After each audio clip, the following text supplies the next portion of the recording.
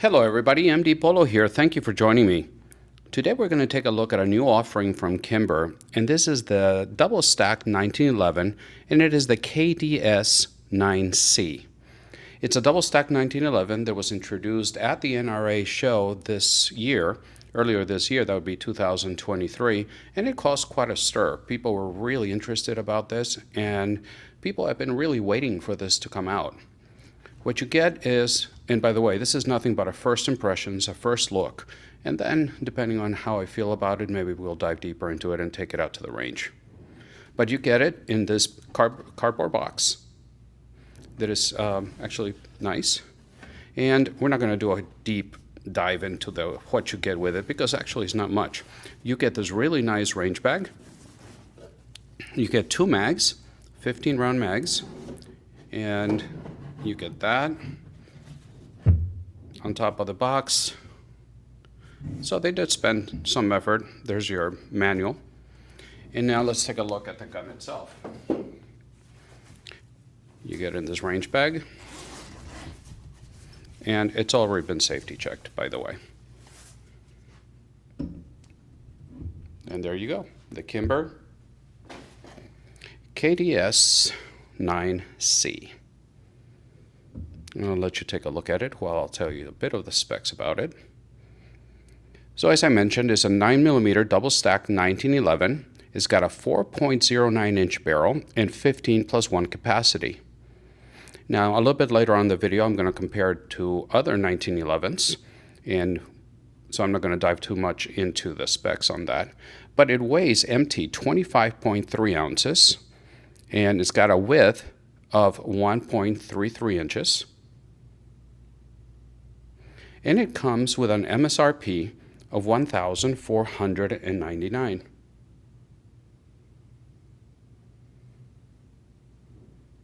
Letting you walk around it a little bit. Here's the mags that it comes with.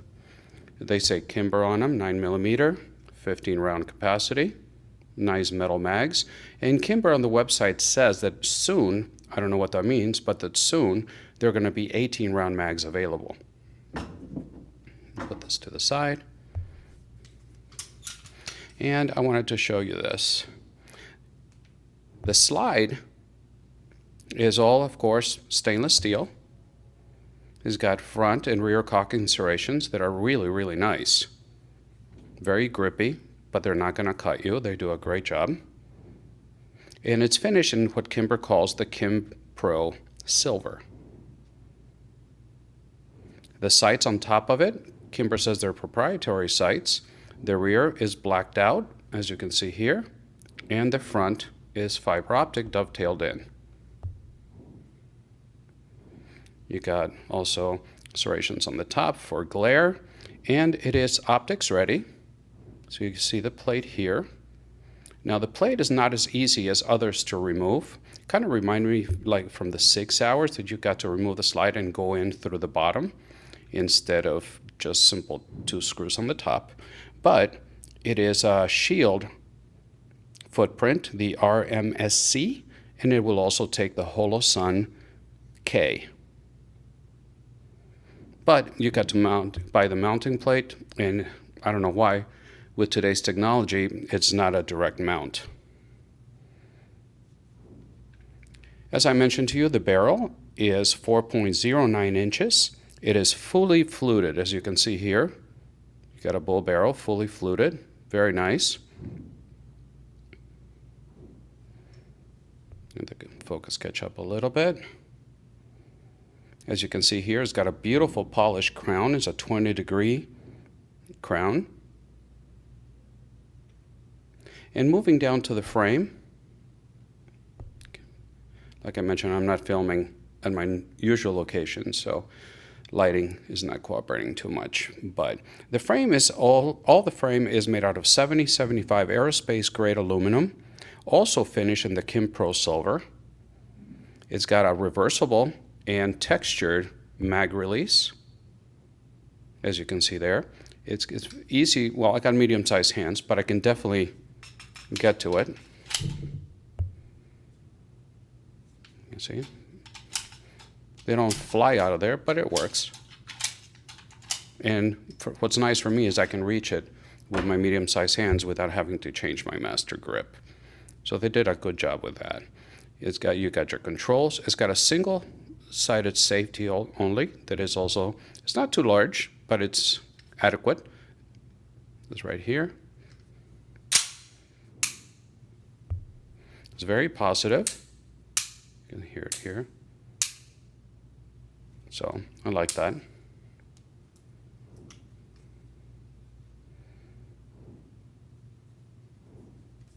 You can also see that it's got a skeletonized and serrated hammer. The fit and finish is very nice. When you run your finger across the back, you don't feel anything. You can see there the extractor. It's got an external extractor.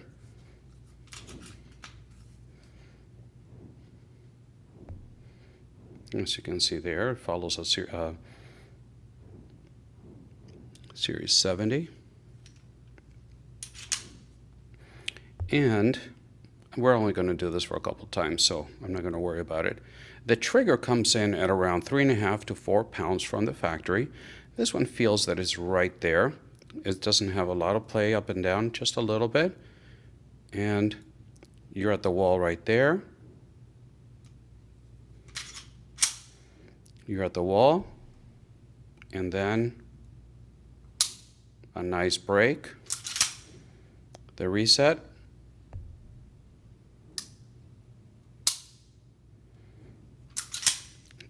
It is, from other 1911s that I have, it feels a little bit, I don't want to say rougher, but it doesn't feel as refined as other 1911s that I have, but it's definitely adequate, especially for self-defense. I love that crown, by the way. I love the look of that. So staying with the frame now, you can see it's got a nice size trigger guard. It doesn't have any serrations up on the front or any texture. It's got a little bit of an undercut. Come on, focus. It's got a little bit of an undercut under the trigger guard here. It's got nice G10 grips, and they call it the cross hatch pattern on these G10 grips. And nice beaver tail. It does not have the memory pad back here, another safety, which is good. I prefer it this way.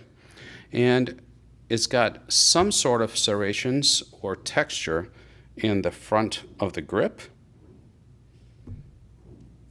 and on the back mainspring housing. And that, we'll talk about it in a couple of minutes. Let you take a look at it.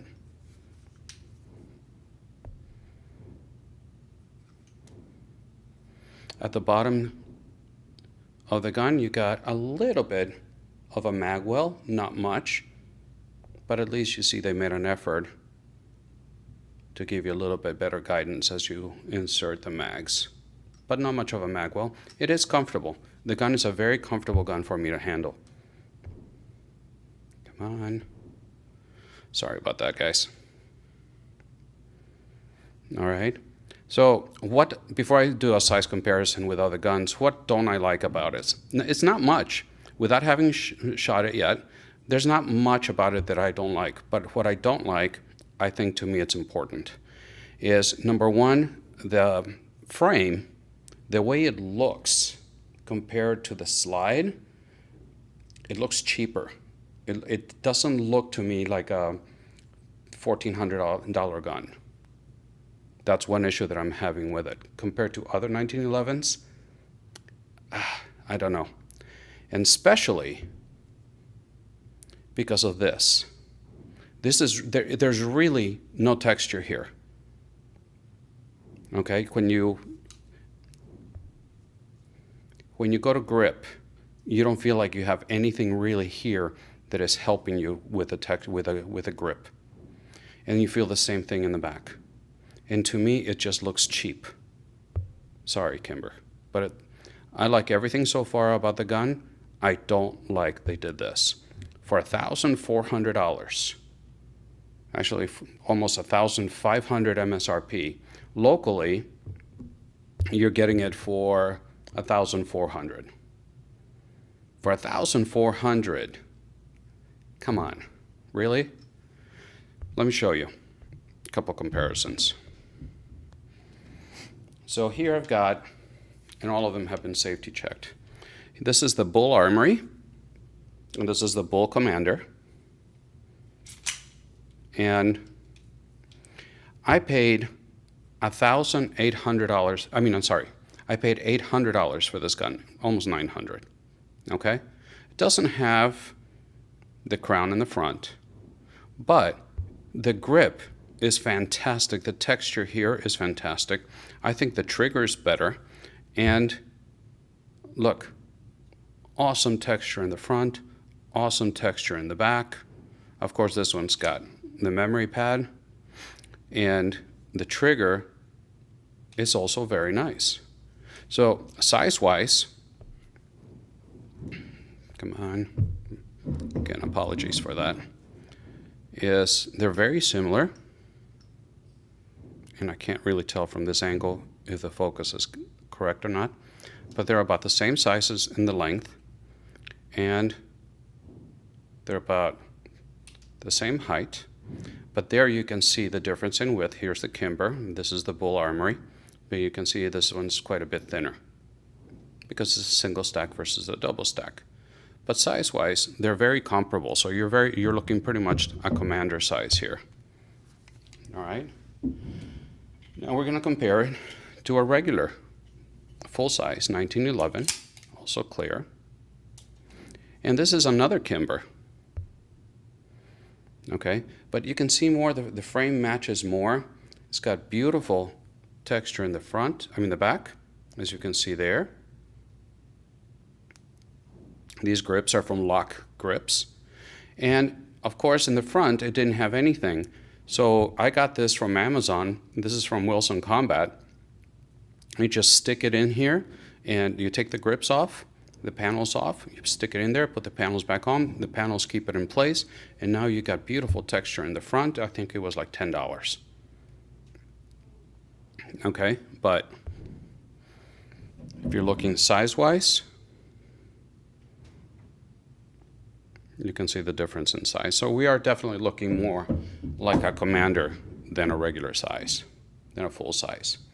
And then finally, why don't we compare it to another double stack? And this is going to be the the Springfield, and this is the Prodigy, as you have it here. Now, right now I only have the 20-round mag that the Prodigy comes with, but if you take the mags out, this one has the mag out, let's look at the sizes. So you can see there, they're very comparable. The Prodigy is going to be a little bit longer. And you're looking at it from the side.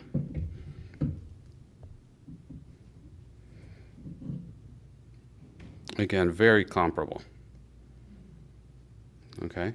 Both have beautiful crowns. And they're both flush and deep, as you can see there. But look at the Prodigy. You got texture everywhere. In the back. You see that? And then all the way around to the top, the front. So I wish they would have left some texture here, but I understand why they didn't.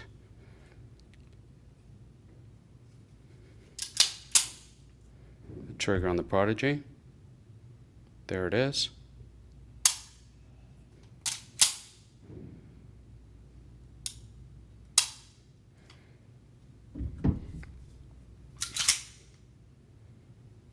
Trigger on the KDS9c.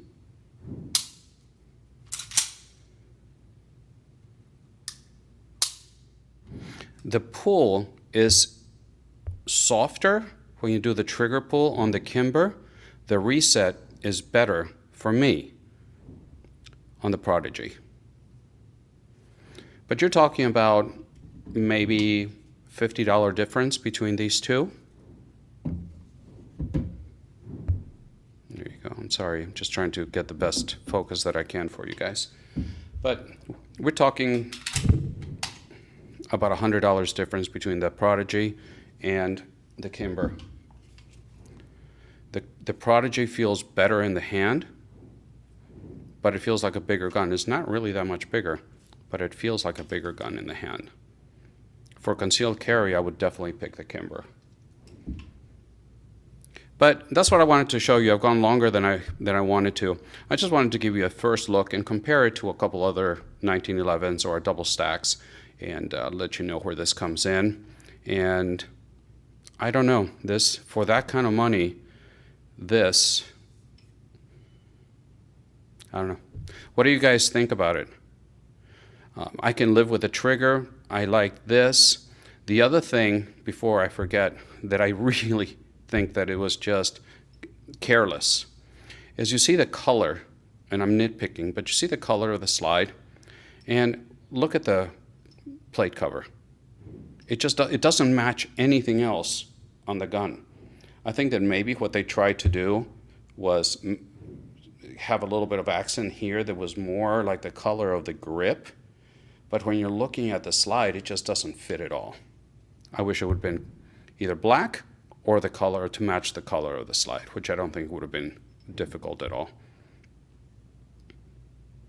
But there it is, the Kimber double stack 1911 KDS9c. What are your thoughts on this guy? Would you buy it? Would you carry it? Would you pay $1,400 for it? Or would you save a little bit more and go for a staccato? Or would you save almost half of that and go with a Bull Armory? Fantastic gun, by the way. I have a video on that. There it is. I look forward to your comments. The Kimber double stack 1911 geared for the concealed carry market. I look forward to your thoughts, and as always, I upload videos every Friday morning and when I can on Wednesday mornings as well. I'm active on Instagram, and there you can see what's coming down the pipeline to the channel way before it hits YouTube. So if you'd like to give me a follow over there, I would very much appreciate it. Although apparently Instagram doesn't like me right now because they are banning a lot of stuff that I post, and it's nothing but pictures of guns that I'm going to showcase in the channel. So figure that one out. But anyway, I look forward to your comments, and until the next time, God bless.